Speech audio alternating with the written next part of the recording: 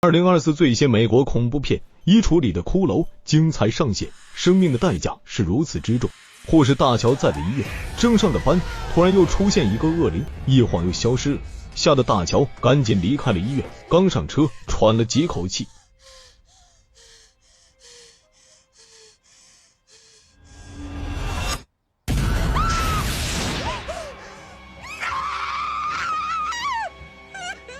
大乔基本上可以确认有个恶灵在时刻跟着他，他无奈的在车上大呼小叫，可这又有什么用呢？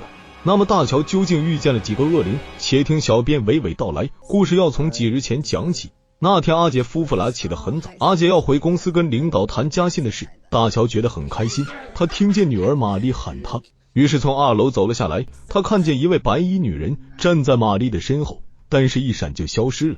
大乔非常的惊讶，他仔细望了一下四周，一切如故，他觉得应该只是幻觉而已。随后阿杰来到了公司，可是令他万万没想到的是，领导找他谈话不是因为加薪问题，而是要辞退阿杰。这下阿杰有些傻眼了，只好闷闷不乐地从公司回去。大乔带着玛丽来到了医院，今天医生正式告诉大乔玛丽的癌症被确诊了。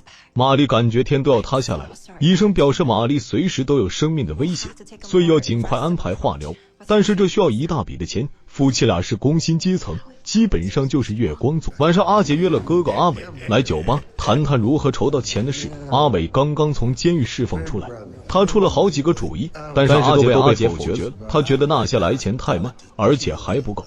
阿伟最后绞尽脑汁，突然想起了在监狱知道的一个人，他被人送外号魔鬼，手上随时都有一大笔的钱。阿伟拿出手机找出了魔鬼手下的电话，让阿伟打电话给那个卡拉米试试。第二天大乔回到医院上班，他是一名护士。他在走廊里看见一名病人刚刚过世，他仿佛看见一个恶魔领走了病人的魂魄，大乔自然是惊魂不定。隔日晚上，阿杰来到另外一个酒吧与那个外号叫魔鬼的人见面。魔鬼不肯借钱给阿杰，因为他没有什么抵押物，阿杰所住的房子本身就在按揭。阿杰无奈转身就要走，没想到魔鬼突然又同意了。他一边把阿杰的全家照放进了他的上衣口袋里，一边明确地告诉阿杰抵押物是这张照片，然后就把阿杰所需要的款项的一半金额交给了他。这也不够啊！阿杰没有太明白魔鬼的意思，但是他需要钱倒是真的，于是就把钱拿走了。魔鬼明确告诉他，借期是30天，利息是30%，不得拖欠。阿杰就赶紧离开那里，他到了经常去的酒吧，把阿伟找了出来。阿伟没想到阿杰这么快就借到一半的钱了，然后赶紧告诉阿杰关于魔鬼的一个传闻。他也是刚刚才知道，上一次有个人借了魔鬼的钱，没还上就被魔鬼的手下抓住他的老婆，然后丢进海里淹死了。阿杰吓坏了，他这才明白魔鬼所说的抵押物就是照片上的老婆和孩子。阿伟就安慰阿杰，毕竟这是个传闻而已。阿杰也是无语了，但是已经无法走回头路了。第二天，阿杰跟着阿伟来找灵媒芳姐，看看玛丽有没有可能被医治好。芳姐啪啪一通测算，竟然算到了阿杰的女儿身患癌症，这让阿杰十分的震撼。接着芳姐流出眼泪，表示阿杰的命很不好，处于乌云之下，而且是无法逃脱的那种。她从未见过这么悲惨的命运，她什么都做不了，更无法改变阿杰的命运。不过她知道有一个人可以做到，这下阿杰来了信心。阿杰回到家后，就把自己被辞退以及借了高利贷的事情告诉了大乔。大乔简直不敢相信会这么惨，大乔也是欲哭无泪啊。然后他又把遇见灵媒的事情告诉了大乔，让大乔晚上跟他去一个地方见一个人，这件事情很重要，晚上可以让阿杰照看玛丽的。到了晚上，两人驱车来到了一栋大厦，找到了那间门店，正好芳姐也在，他把阿杰两人引导了过去。此人名叫老卡，而大乔对于坐在这里干着这些事十分的莫名其妙。老卡明确告诉大乔，玛丽的癌症已经传遍了大脑，但是大乔和阿杰可以付出一定的代价摆脱它。阿杰表示这需要多少钱，老卡就反问玛丽值多少。大乔表示玛丽是他的一切。接着老卡分别给两人一个小羊皮卷，让他们回去把自己的愿意付出的代价写进去，然后必须在24小时之内交给他。回到家里，大乔崩溃，他表示自己肯定被诅咒了。从小自己的家人陆续都不在人世了，现在又变成了女儿玛丽了。他觉得应该远离阿杰父女俩，可能会好点。阿杰过去抱住了妻子，好好安慰了一下。到了晚上，魔鬼的那些卡拉米竟然找到阿杰的家里来，然后拉着阿杰到屋外谈了一小会。他们是来警告阿杰必须按时还款，否则要邀请阿杰的老婆和孩子去划船。阿杰当然知道这意味着什么，回到家里夫妻俩为此大吵一通。大乔当然猜到这些人是干什么的，阿杰表示自己已经没有什么路可以选择的。大乔气呼呼地回房睡觉去了。隔日，大乔在的医院正上着班，突然又出现一个恶灵，于是就发生了片头那一幕。他无奈的在车上大呼小叫，可这又有什么用呢？到了晚上，阿杰和大乔准时来找老卡，老卡就让他们进入一个特殊的房间内，这里乌漆嘛黑的十分的恐怖。突然老卡出现在黑暗中，脖子上缠着一条蛇，让他们把写好的羊皮纸丢进碗里。突然阿杰无缘无故消失了，老卡表示阿杰所写代价不足以挽救玛丽的生命。大乔立即明白了，就表示愿意献出自己的一生。老卡吻了一下蛇，表示接受这个条件，3天之内大乔就会还清一生的债。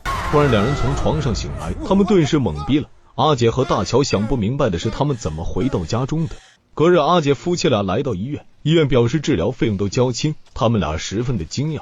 医院现在就对玛丽进行首次化疗，他们就在休息室等待着。突然一个恶灵出现在屋内，大乔又看见了，但是阿杰表示他根本就没看见。大乔无法理解这只恶灵为什么老是跟着他，于是大乔就让阿杰一人在这里等候，他出去开车清醒一下。随后大乔去找老卡问清楚那些费用是谁交的，这中间到底发生了什么事情。老卡表示衣橱里的骷髅的故事总听说过吧，大乔表示听过。老卡点了点头，然后接着讲了下去。这其实涉及到每个人内心的秘密，就问大乔衣橱里的骷髅是谁。这时大乔想起了自己小时候的事情，自己曾经也得过重病，但是大乔的母亲要发誓治好大乔。在老卡的提示之下，大乔渐渐想起了母亲和神父是如何救下自己的，尤其是母亲自杀了，他这是用自己的生命跟恶魔做了交换，大乔才得以活下去。大乔又突然在家中床上醒来，大乔知道刚才那个不是梦。到了第二天，神奇的事情发生了，玛丽脑子里的癌症消失了，连医生都大为惊讶，表示玛丽不用再做化疗了。大乔这才知道自己在老卡面前说的那些话正在兑现，也就是意味着自己很快就会离开人世间。大乔走出医院的时候，又看见那个白衣恶灵了，吓得大乔抱着玛丽赶紧走。到了还款日子了，魔鬼派出卡拉米去阿杰的家里，要把大乔和玛丽带去坐船。谁知到了阿杰家的门口，卡拉米接到魔鬼的电话，表示这单业务终止了，看样子老卡所做的承诺都兑现了。阿杰非常的开心，但是大乔心里清楚是怎么一回事。突然大乔听见院子里有响声，然后走了出去。老卡这是来找大乔，让他兑现自己的承诺。正说着，老卡突然就消失了，这似乎只是个提醒。大乔当然是不想自杀，于是就开车去找灵媒帮忙。灵媒给了大乔一本书，表示这本书有可能能救他。突然灵媒幻化成老卡，大乔惊呆了，看样子老卡本来就是冲着大乔来的，只不过老卡特意做了一个局，也由大乔主动做这件事。老卡现在是找大乔来索命的。大乔吓坏了，赶紧逃离那里，然后开车和阿杰跑到神父那里请求帮助。双方经过交流后，大乔这才完整的知道当年发生的事情。原来当年大乔的母亲和父亲相信了一种邪术，他们把一名孕妇绑回家中，开始施展法术。他们想通过这样的方式拯救重病的大乔。其实大乔的母亲早就把自己的命跟恶魔做了交易，他以为那是一种玩笑而已，没想到那晚恶魔就来索命了，他最后不得已自杀了，而大乔的病救好了。但是那名孕妇却被大火烧死在那间房子里。大乔的父亲转身回去救那名孕妇，却被困在火海之中。